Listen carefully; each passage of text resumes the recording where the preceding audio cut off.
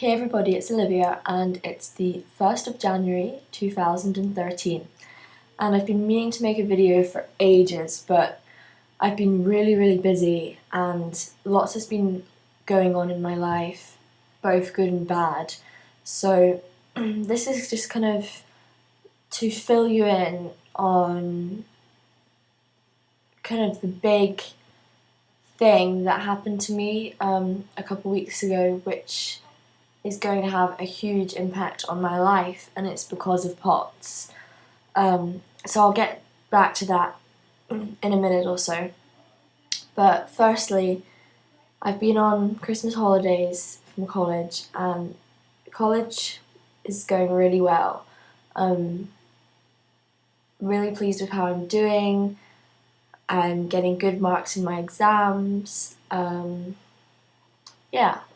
And since the Christmas holidays, I've been seeing so many friends and I've been able to go out, and last night for New Year's Eve I was out and I was partying like a proper party animal. I didn't get to bed till 6 a.m, which is why my voice is a bit because I was kind of shouting the entire night over the music. So but the thing with me when I go out, I'm the sober one of my friends, and I don't drink any alcohol. I never have and I never will.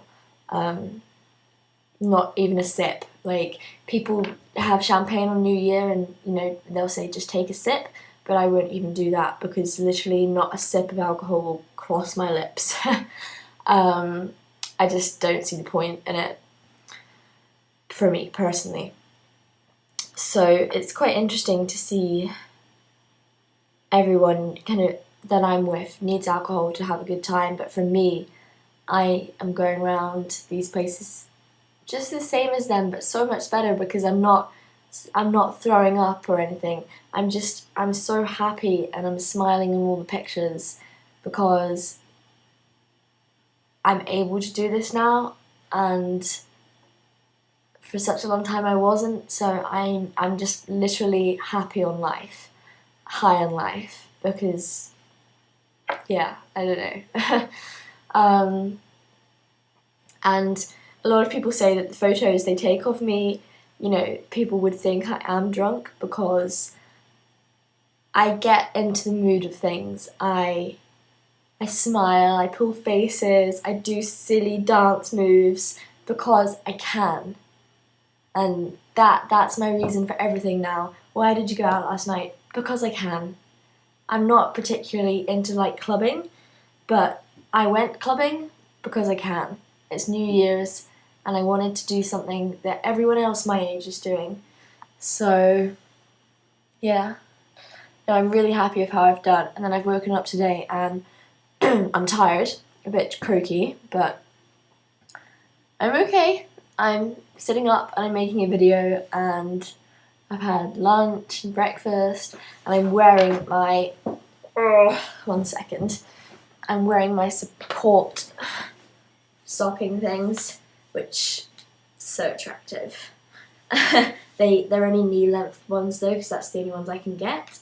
I put them on as soon as I got home to sleep with, and I do find it really helps actually, because I think when I used to say try and go out to something, my legs would throb in the night after, whereas I put them on and it stops the leg throbbing. So yeah, I find they're really good. Oh, I'm out of breath suddenly.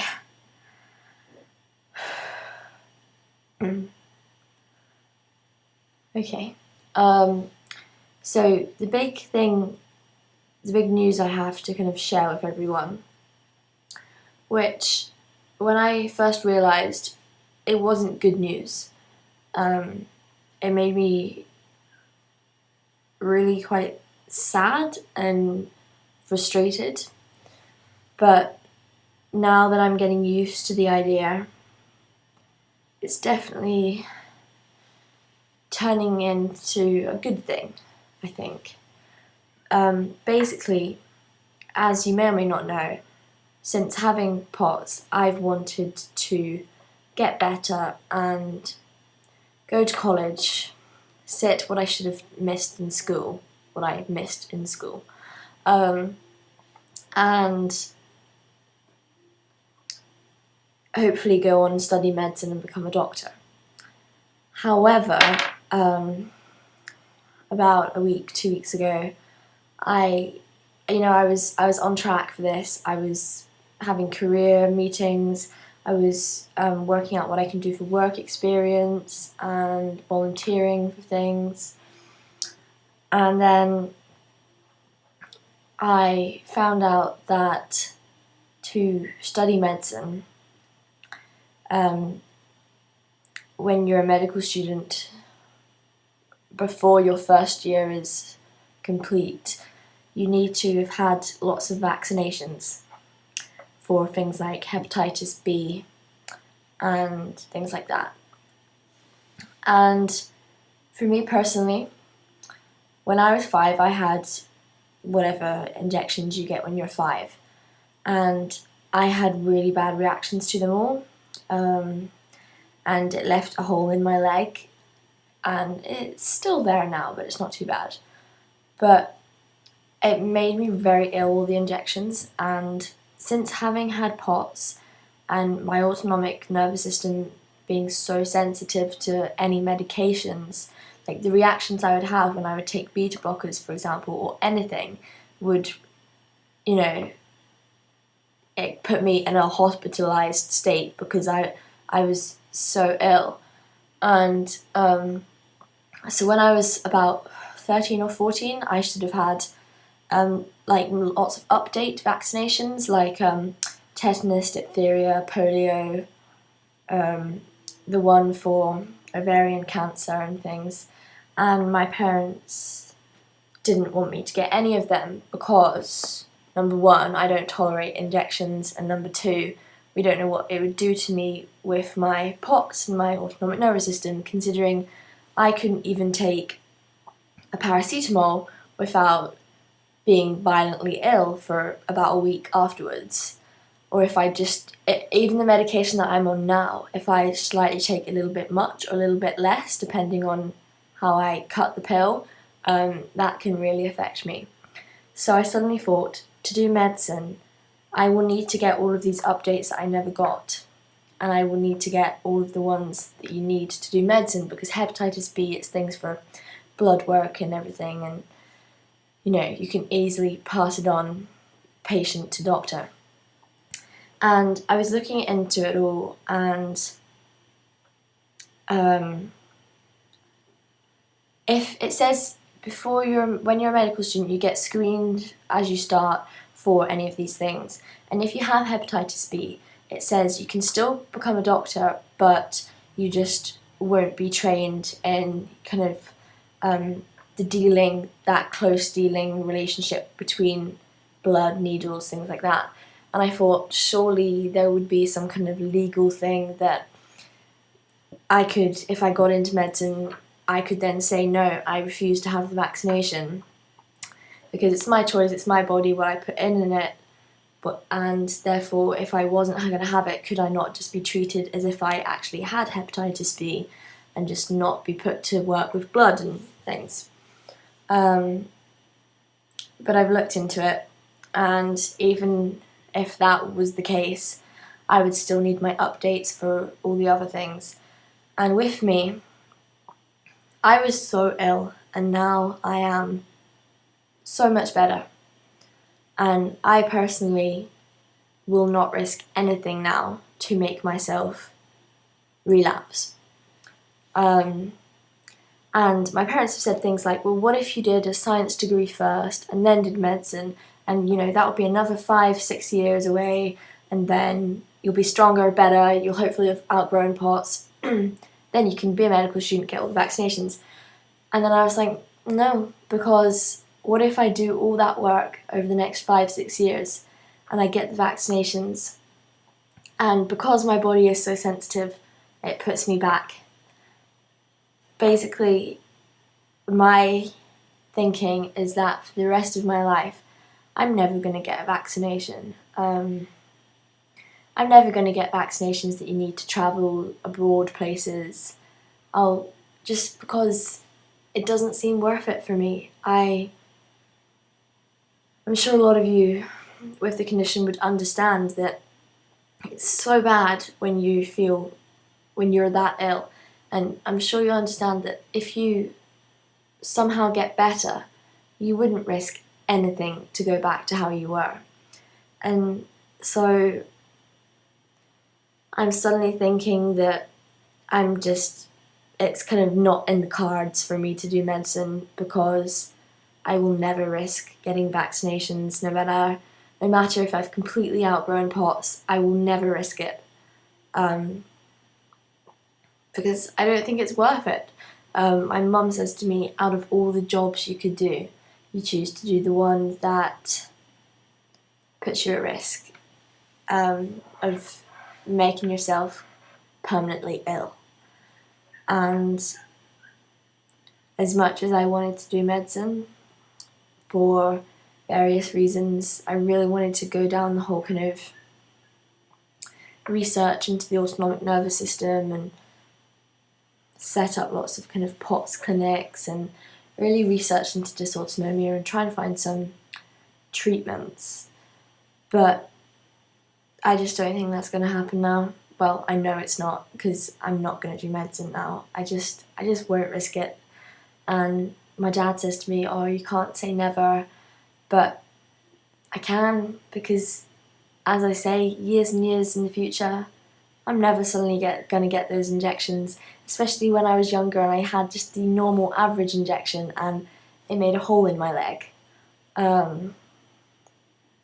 So I felt really kind of frustrated and confused, and like I was back to square one, like what am I going to do with my life now?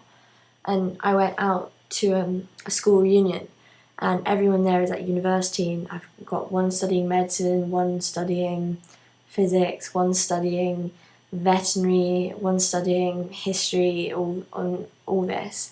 And they're like, Olivia, what are you doing? What do you want to do? And I suddenly thought, it was the day I found out, and I was like, thinking in my head, I want to do medicine, but I know that's not going to happen now, so what do I say to these people?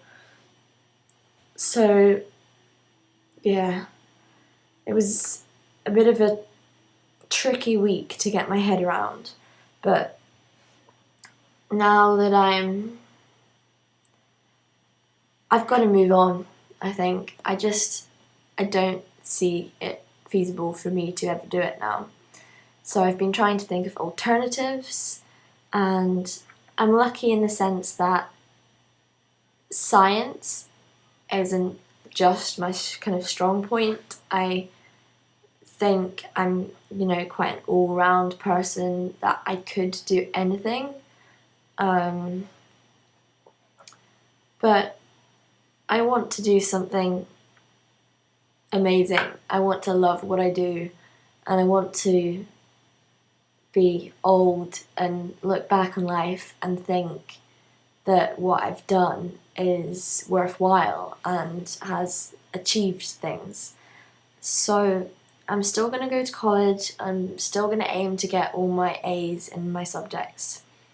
And then, as I say, I've been thinking of career alternatives, and I've come up with a few ideas, which do excite me. And yeah, because in my family it's very much doctors and teachers, and my mum was saying to me how she doesn't know how to advise me on anything other than teachers and doctors.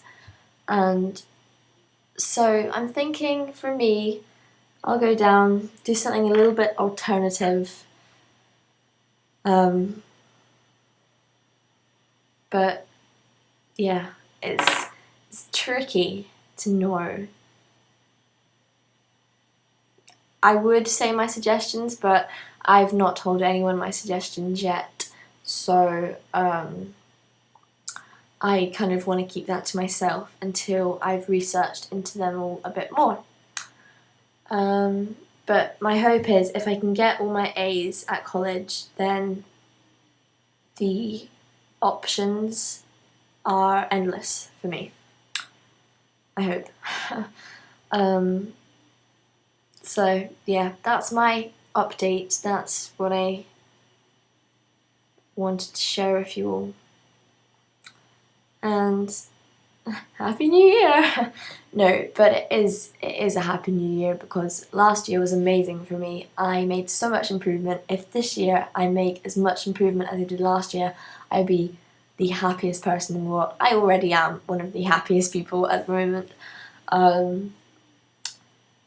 And sure, it upset me when I realised that I couldn't do what I've always wanted to do. But I do believe everything happens for a reason, and I'm sure something good will come out of this career change, because my brother's a doctor and his wife is, and the hours they work are ridiculous. It is about 16-hour shifts, and my mum's always worried that I wouldn't be able to keep up with that. So I'm sure whatever I decide to do now will be much better and feasible for me to do. But I am excited to see what this year brings and to see what I work out, what I'm going to do, because I'll need to work out quite soon. So, oh my goodness, this video has been going on for ages. So, I hope everyone has had a lovely Christmas and a Happy New Year. And just keep smiling, keep hanging in there, because when I found out that news, I was like, oh my gosh, what am I going to do with my life? My life is over. Being slightly dramatic, but that's kind of how it felt. But now I'm positive about everything again and looking at the bigger picture, I suppose. Okay, 17 minutes, you need to stop recording. Right, this is where I click the wrong button and lose the whole thing. Right, okay, goodbye everybody.